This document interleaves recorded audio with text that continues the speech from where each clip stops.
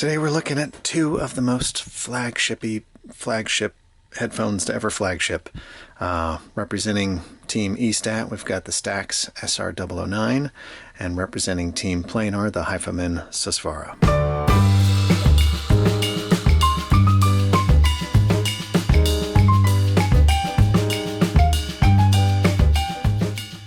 So, this is not intended to be a deep review of either one of these incredible headphones, but rather a direct comparison. When we look at some of the highest end planar and some of the highest end eStats, what jumps out? What are the differences? Why might you lean towards one direction or another? This is a request I had actually several times to look at these two particularly, and I think it's because they represent, as I said, some of the most flagshipness ever flagship. So if you're talking about, your sort of best in breed in the world of planars, Hifiman Susvara is going to come up as one of the benchmarks, the bellwethers. It's been around, since 2017 in a couple of different revisions. I think this is the most recent revision here.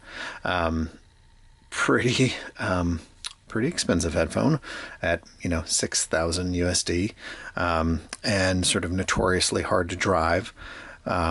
But often sort of noted as one of the best. Now we've got the Abyss 1266, and there's some other, now there's some interesting new releases as well. I'll mention more about that in a second. But this is in many ways sort of the ultimate expression of a planar headphone. We could debate that point, but let's go with it for now. On the other side of the aisle here, in the eStat land, the well-known, well-established STAX 009 was sort of the flagship of the STAX line from like 2011 on. There's the 009S now, and there's very recently announced the X9000, which we don't haven't really seen reviews of or heard much about, but we can assume it should best both of those. So not the latest and greatest from the world of eStat. Also in the world of eStat, we've got the Auto-Z Carbon coming out, so there's quite a bit of movement there. And on the planar side, there's quite a bit of new announcements that are going to potentially rival this headphone as well. The LCD5, Dan Clark Audio's got a new one. So there's a lot moving and shaking. So I think if you, like me, like to buy in the used market, this will be an interesting time, because I feel like the pricing on these two might start to come down a little bit. We'll see. We'll see what happens there as people start to follow the upgrade path. So, like I said, this isn't going to be really a deep dive into either one of these. I'm going to try to do separate videos for those. But today we're just going to kind of look at what some of the pros and cons are, and why you might get interested in one of these over the other. So amping and energizing with these headphones is particularly important. They're both pretty demanding in their own ways. For this as far, I was able to listen to it on, Deckware Taboo, Audio GD NFB 1 amp, Amps and Sound Bigger Bend. I had a converter box and could use some speaker amps, which a lot of people use to drive these as just full-on speaker amps. I shipped Molyneux, so quite a variety of things, everything north of 3 watts, some of them up to 25 watts per channel, so plenty of power, which is important when it comes to the Susvara. On the 009 side, had a heavily modded SRM 007TA by Molyneux Audio. I had a really interesting energizer in hand, the Corsonas Kadachi, which is a super boutique, cool tube input stage energizer, little boutique shop out of New York. I'll do a review of that at some point. I also did a transformer boxes where I could power it with conventional speaker amps, so lots there. I think in both cases, not necessarily putting these against the top of the line amps for each of their categories, so wasn't going with some crazy Past Labs total class A giant 200 watt per channel sort of speaker amp setup for the Susvara, and wasn't going with like a Blue Hawaii or Carbon or something for the. So just using very good but not best in class for both of these, and I think that continues to make it a relatively fair comparison, but you let me know in the comments if I missed the boat on that. So similarities, there are lots of similarities. Both of these are just exceptional headphones. I mean, there's just no way around it. They both sound awesome. You'd be happy to have either one of them on your ears, pretty much guaranteed. They are both intense. They're pretty demanding of your attention. This isn't like a smooth, laid back, chillax kind of listen. Both of these are pretty, authoritative in their presentation, and they definitely want you to focus and be a part of the music. They both have incredible detail retrieval capabilities. Like, you're not going to miss much on either one of these. And yeah, they both have a good amount of sort of gravitas and impact that I think is characteristic of headphones at this tier. So let's talk about some differences. The 009 for me has a bit more space. It's got a bit more air, a bit more room to breathe. The elements in the music sort of start to drift apart from each other. There's just more sense of space. It's not to say that they have a much more generous soundstage per se. It's just there's just more air in between things. It's sort of lighter and more separated, right? The Susvaras on the other side are a little bit more rounded. The tonality feels a little bit smoother, more natural. And these are just like, what's that? You go from one to the other. What's that like thing you pick up on right away? And that was one of the major differences is this sort of more delicate sense of space, and then this sort of more rounded sense of fullness. The 009 feels faster to me. STATs are just known for being incredibly fast and snappy, and the 009 being sort of like the premier example of that. That's what you'll find to be true of these. They are just lightning quick.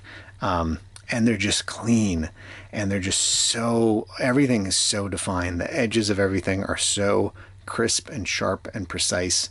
And that energy, that speed and that energy is just really intoxicating. They really get your attention if you've listened to a lot of things like I have, and there's something different and there's something special here, and you wake up to it, and it's compelling.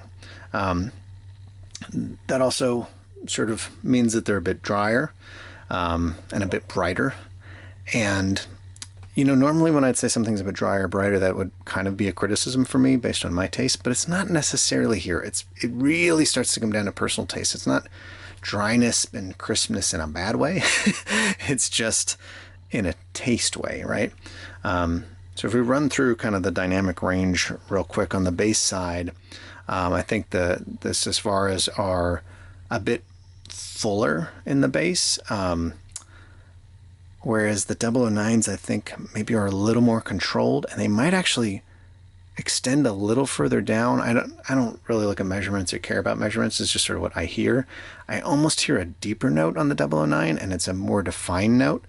But if you like a richer, fuller bass note, I feel like the Susvaras sort of are more tuned to that. And I think that's very amp dependent. I'd say the 009's kind of the 009 no matter what you put it on. It just kind of gets better and worse.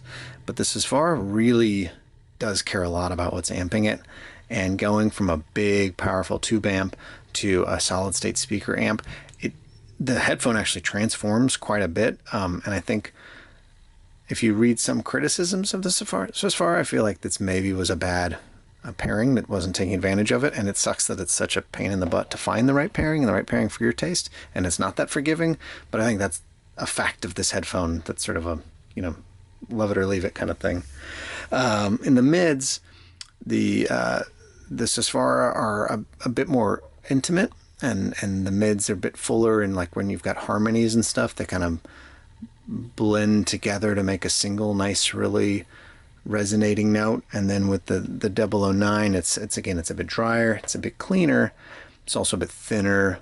You might hear those three voices separately instead of that harmony, or two voices instead of that harmony. Is that bad or good? I don't know. That's kind of up to what you like in this level of headphone. With the highs, I think the 009s definitely have more energy and more sparkle and snap, and are probably better at articulating some of that super air gappy high stuff. but they're also can be a little bit fatiguing.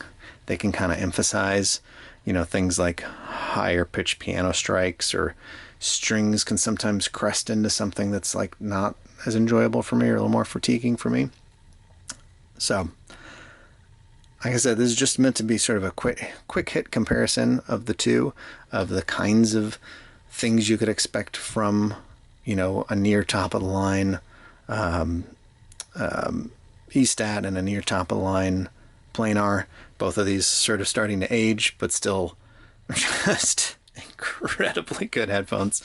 I guess I'd sort of summarize it by saying I think the 009 is for me a little more magical. It's a little more surprising. It has sort of a more unique, differentiated listening experience from a lot of the dynamic, planar, and even other E-stats I've listened to.